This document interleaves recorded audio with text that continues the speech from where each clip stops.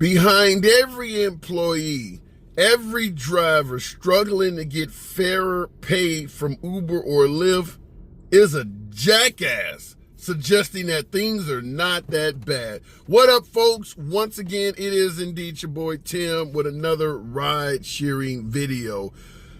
I cannot tell you how disgusted I am, and I'm assuming you will be as well when you watch this particular individual. Nevertheless, here goes. I actually make more money doing Lyft than I do at my regular 9-to-5 job per se.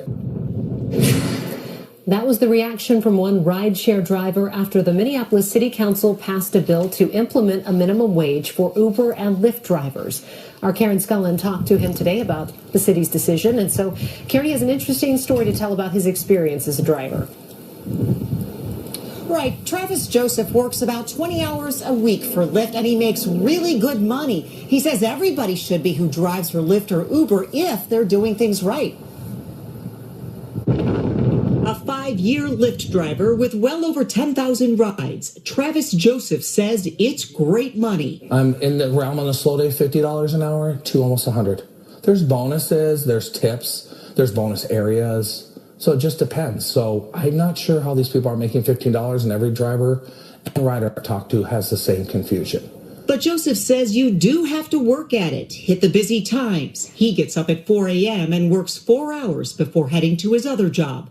Joseph wonders if drivers who aren't making at least minimum wage are really doing what it takes to be successful. So we have to look at what the apples to bananas, I think they're comparing, instead of apples to apples, when they're getting, high cancellations, bad behavior as drivers.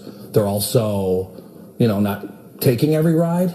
And then they're not out at the right time. Sure, you're not going to make money. It's supply and demand. Joseph showed me his Lyft payments for the last 2 weeks. He's making almost $50 an hour working 20 hours a week. Last year, he made $65,000 from Lyft. Sunday through Sunday, I'm working. But if you do it right, you can make the money. I drive at least 1 or 2 of them a day, and someone to the casino that works there in Mystic Lakes. Joseph is frustrated that the Minneapolis City Council passed the minimum wage rideshare driver ordinance, possibly forcing Lyft and Uber out of the city. He hopes the state steps in to stop it, because for him, it's a flexible, high-paying job he needs to make ends meet. Cars are a tax write-off. Your cell phone's a tax write-off. Your insurance is a tax write-off. I'm not sure how they're not making money. Now, one more thing. Travis says you can't go to the airport and just sit for hours and wait for a ride like some rideshare drivers actually do. He says if you put into it what should be put into it, you can be really successful. And again, with these wages that they're currently making right now. We're live in Eden Prairie. Karen Scullin, Fox 9. Travis Joseph. Where the hell did they find him at? Obviously driving in the Minneapolis area, portraying Lyft as what he refers to as a high-paying, flexible job. A flexible job with high pay. I don't even think most of the passengers view ride-sharing as lucrative as he suggested. But we'll go ahead and cover some of the aspects of rideshare that he made sound like, like the dude is just making a mint. Now, he stated he is a 5-year Lyft driver with over 10,000 rides, making this shit sound like he's earning, as he said, $50 per hour on a slow day, $100 an hour on a good day, $50 an hour on a slow day. Now, in the video, he talks about how he has a second job. He only drives for Lyft part-time, but he makes more on the Lyft side of things than he does at his full-time or his other job or whatever. If you're making $50 an hour on a slow day, why the hell do you even have another job? Why not do Lyft full-time? That should tell you part of the story. The fact that he's working somewhere else should let you know that he ain't doing as well as $50 an hour on a slow day. $100 an hour on a good day. Even Dave, what is his name? Derek Costa-Showery, I can't even get the words out. The CEO of Uber, Derek Costa-Showery, is not even saying rideshare drivers make anywhere near what this guy is saying. Neither does Ridger of Lyft. Neither one of the ride-sharing CEOs are claiming that rideshare drivers make anywhere near $50 an hour on a slow day, $100 an hour on a good day. Wow. Bonuses, tips, he points that out. Drivers are getting bonuses and tips. How the hell could you not be making money? Bonuses and tips are highly subjective. Many drivers, and feel free to state in your market, when is the last time you seen an earnings guarantee or a streak bonus in your market? We got drivers that ain't seen that shit in months. Yours truly in my market, I haven't seen a streak bonus in probably 4 months or more.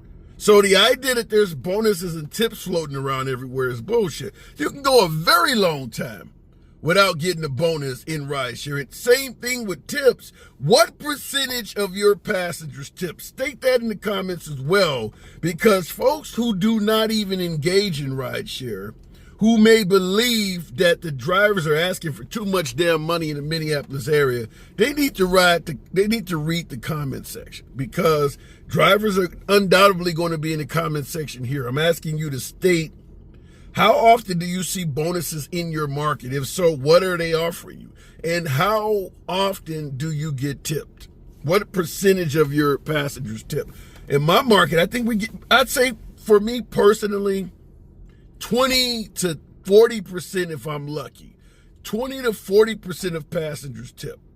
Let's meet in the middle and say 30%. Out of every 10 passengers, maybe 3 of them tip. That's a very fair assessment in my market. With me as a driver, tend to be nice, drive a decent car, you can control the radio, all of that stuff, keep it clean. Passengers don't tip very much in rideshare, but he says tips and bonuses are aplenty. What say you? Also stated that every driver he talks to, this is a quote, every driver I talk to has the same confusion. In other words, what the hell are people complaining about? Every driver I'm talking to is confused as to why other drivers in Minneapolis are complaining. Where did they find this guy?